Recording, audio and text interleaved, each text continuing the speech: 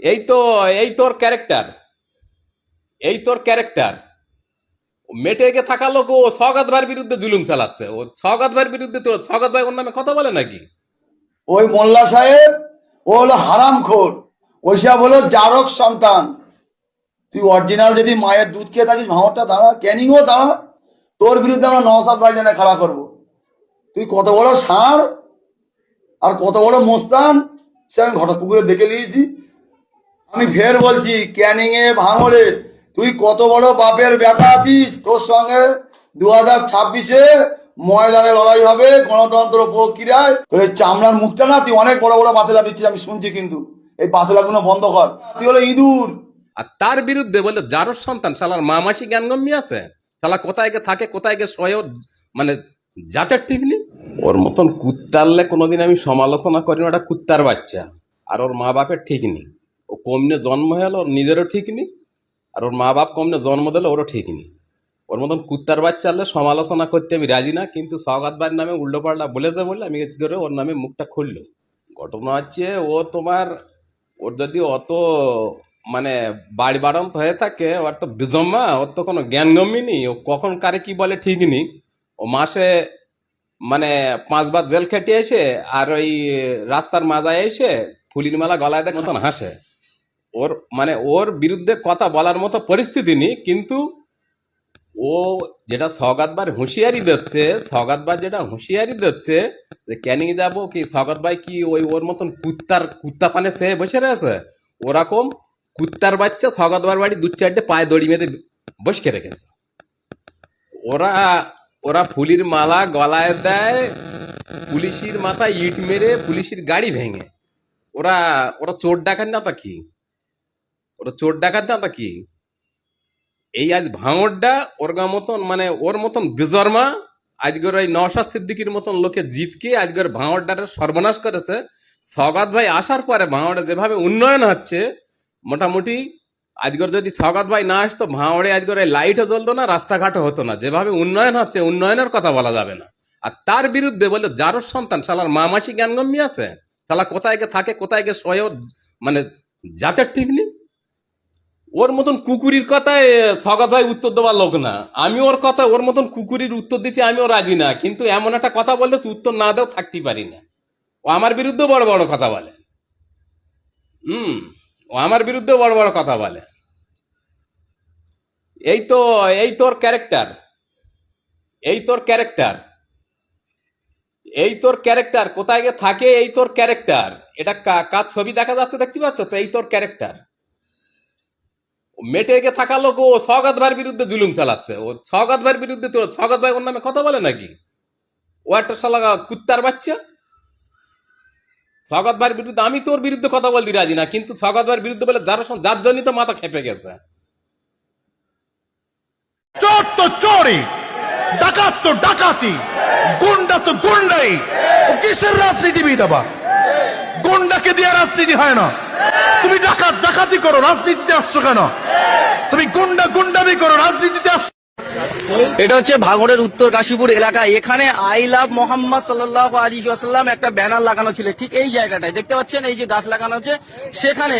এখানকার এলাকার লোকজনের অভিযোগ যে পুলিশ রাত 12টার সময় এসে একজনকে তুলে ডেকে নিয়ে রাত 1টা-1:30টার সময় এসে পুলিশ ডেকে নিয়ে কিন্তু সেই আই লাভ মোহাম্মদ লেখা যে ব্যানার ছিল সেই ব্যানার কিন্তু তুলে নিয়ে খুলতে বাধ্য করেছে বলে এখানকার লোকজন অভিযোগ করছেন। এবং আজকে এখানকার পাড়ার লোকজন, তার গ্রামের লোকজন তারা এক জায়গা হয়েছে বলে, তো কি হয়েছিল আমি একটু জিজ্ঞাসা করার চেষ্টা করব, কেন পুলিশ খুলে নিয়েছিল। কালকে আমরা ব্যানারটা লাগিয়েছিলাম দুপুরবেলা, ঠিক আছে। রাত 1:30টার সময় আমার বাড়িতে পুলিশ আসে, গ্রিল নাড়া দিয়ে দিয়ে আমাকে ডাকা হয়, দেখে জিজ্ঞাসা করা হয় যে ব্যানারটা ইমিডিয়েটলি এখান থেকে খুলতে হবে। আমি বললাম কারণ কি হয়েছে স্যার? বলছে এখানে হিন্দুরা বসবাস করে, এখান থেকে ব্যানারটা থাকলে অসুবিধা, এটা তোরা বাড়ির ধারে গিয়ে লাগা। আমরা এটাও বলেছি যে আমরা ঘোষপুকুর ধারে লাগাবো। পুলিশ আমাদেরকে বলেছে যে আমাদের কাছ থেকে পারমিশন নিয়ে তারপর লাগাতে হবে। মানে ব্যানার লাগাতে গেলে পারমিশন নিতে হবে। ব্যানার লাগাতে এখানে তো হিন্দু মুসলিম সব একসাথে বসবাস করে। এটাও বলেছে যে তোরা এখানকার স্থানীয় কিনা, তোরা এখানে কটা ঘর বাস করিস, তোদের টাইটেল কি, হ্যাঁ সমস্ত আর কি পুলিশরা আমাদেরকে এরকম প্রশ্ন করেছে। কটার সময় এসেছিল? তখন রাত 1:30 বাজে আমার বাড়িতে পুলিশ যায়, গিয়ে গিরিন নাড়া দিয়ে দিয়ে আমাকে ডাকা হয়। আমি বাইরে আসি, কেউ ছিল না। আমি ফোন করেছিলাম আমার পাড়ার ছেলেদের কাছে, কেউ ফোন রিসিভ করিনি, যার কারণে আমি একা মানে খুলতে বাধ্য হয়েছিলাম ব্যানারটা। ঠিক আছে, কি নাম তোমার? আমার নাম সাবির ধুক। বিশ্ব মানবতার অগ্রদূত আইলাভ উত্তরপ্রদেশ আইলাভ ইয়া রাসূলুল্লাহ বললে যার কারণে গ্রেফতার করা হলো কেন? উত্তরপ্রদেশ সরকার জবাব দাও। এই সংবিধানের উপর আক্রমণ মানছি না, ধর্মাচরণের স্বাধীনতার উপর আক্রমণ মানছি না, ধর্মাচরণের স্বাধীনতার উপর হস্তক্ষেপ করে রাজ্য সরকার জবাব দাও। ধর্মাচরণের স্বাধীনতার উপর আক্রমণ মানছি না, ধর্মাচরণের স্বাধীনতার উপর আক্রমণের বিরুদ্ধে আমাদের সংগ্রাম। ধর্মাচরণের স্বাধীনতার উপর আক্রমণ মানছি না। তোরা তো ভিখারির মতো হাত পাতিস, আবার বড় বড় কথা বলিস। মানে ভাবতে পেরেছে যে যাকে এতদিন দুধ কলা দিয়ে পুষেছিল সেই ছবলটা মেরেছে, প্রথম কথা। দ্বিতীয় কথা হচ্ছে, এই কদিন আগে বলছিল না 2 ক্লাস পড়লে নাকি আলেম হয়ে যেত, মৌলানা হয়ে যেত। তাহলে কি পড়া, ভেজাল পড়া পড়েছিল? যদি সঠিক পড়তো তাহলে নাজরানা সম্পর্কে, এটা সুন্নতে নবাবী, এটা সম্পর্কে তাহলে সে জানতো। এক নম্বর কথা। দ্বিতীয় কথা হচ্ছে, জোর করে কেউ কারো কাছ থেকে নেয় না, একে অপরে আদান প্রদান যেটা হয় সেটা সুন্নাত, সে অবজ্ঞা করছে। কদিন আগে বড় ভাইয়ের একটা সার্টিফিকেট দিয়ে গেছে, বুঝতে পেরেছেন কেন? এটা বুঝতে পারেন, কেউ একটা সুন্নতকে অবজ্ঞা করে, খেচ্ছা করে। আপনি সুন্নত, আমি ধর্মীয় প্ল্যাটফর্ম থেকে বিষয় চর্চা করি না, কিন্তু প্রসঙ্গ কোনো মেসেজে বলতে হয় একটু। আপনি সুন্নাত একটা পালন নাও, মানে হয়তো করতে পারছেন না, কিন্তু অবজ্ঞা করছেন, খেচ্ছা করছেন। যারা স্কলার কদিন আগে যারা বাঁচানোর চেষ্টা করছিল ফতোয়া দিয়ে, তাদেরকে জিজ্ঞাসা করবেন। দক্ষিণ 24 পরগনার যুব সমাজের আইকন শওকত মোল্লা তিনি বলেছেন যে দক্ষিণ 24 পরগনা তৃণমূল কংগ্রেসের যারা যুবক নেতা, তারা এই সমস্ত ভণ্ড পিঠেতে চোয়ার সঙ্গে তুলনা করেছেন। এদের জবাব 2026-এ দিয়ে দেবেন, মানে চোয়ার সঙ্গে তুলনা। সেটা তো বাকি পীরজাদারা বলতে পারবেন।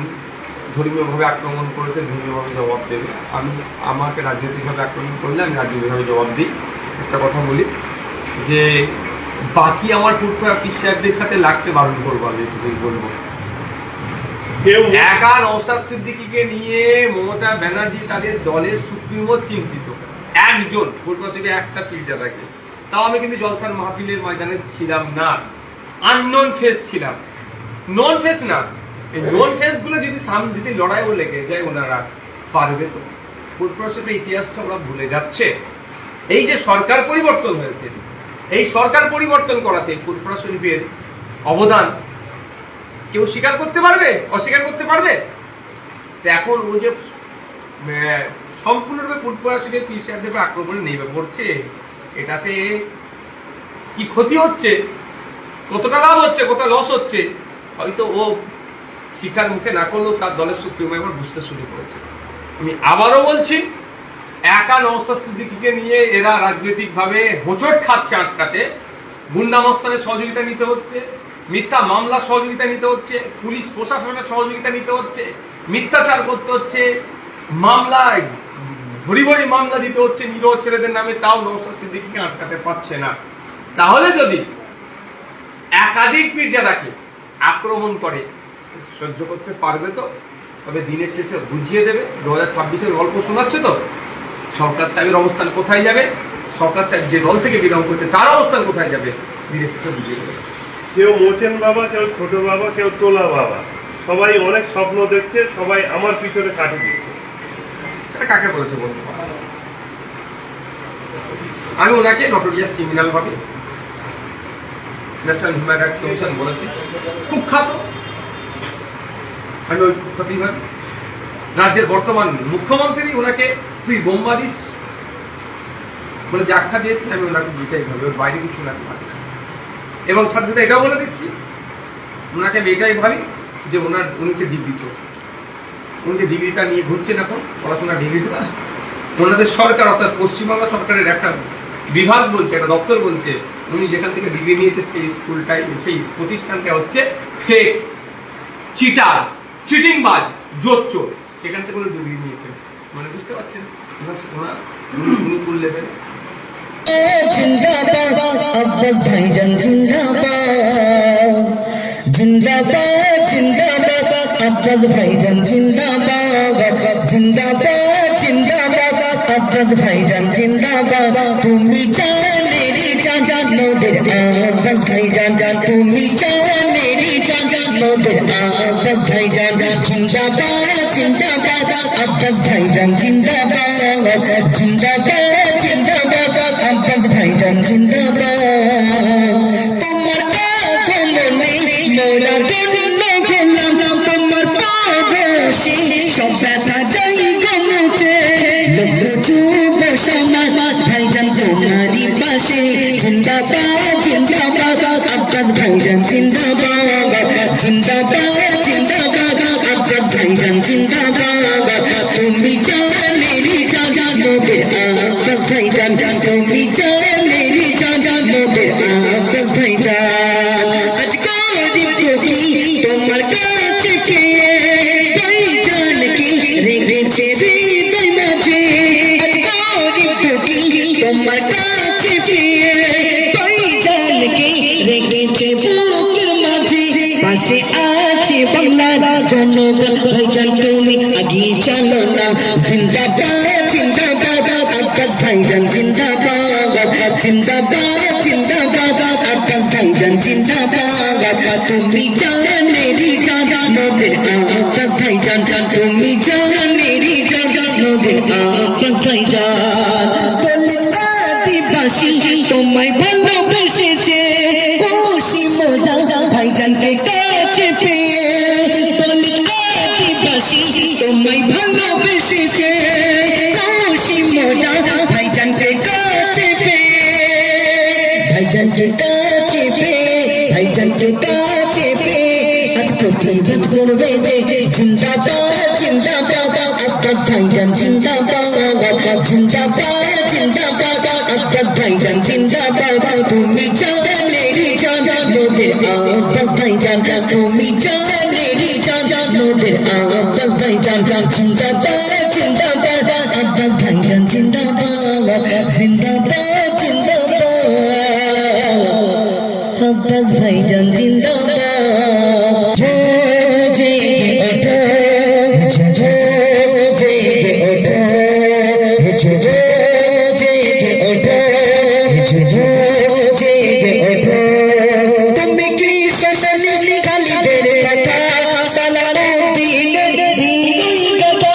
যুগ যুগ তারা ছিল বাংলাদের ধারা, তবু কেন আজ মানুষ শতর কথা।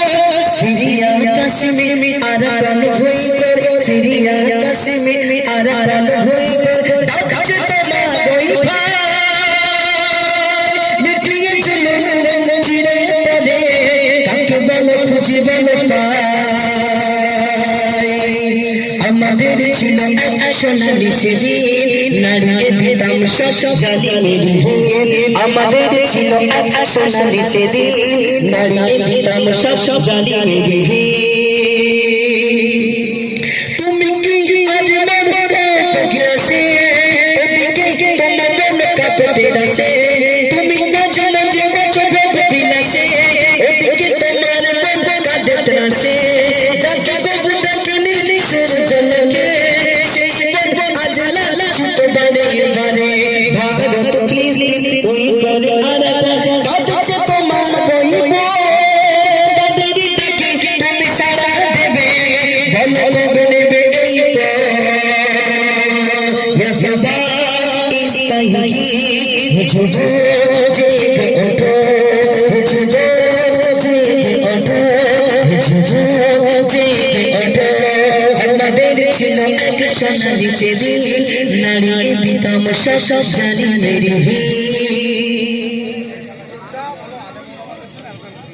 ঋণ। মন করে শুনবেন আবার আমার মঞ্চে সঙ্গে যারা বসে আছে বিশেষ করে আলেম ওলামাগণ এবং ইমাম সাহেব মুয়াজ্জিন সাহেবদের জন্য আমার যারা ইমাম বন্ধুরা আছে একটু আপনারা উঠে যেতে নিরাপদ। হে গাইস, আজকে এসছি কোথায়? আজকে এসছি বারাসাত সংলগ্ন পার্ক, যার নাম হচ্ছে সিরাজ উদ্যান। তো বস, জায়গাটা কিন্তু খুবই সুন্দর। এখানে দেখতে পাচ্ছ, এটা হচ্ছে একটা গেট মতো, হেভি সুন্দর এখানে।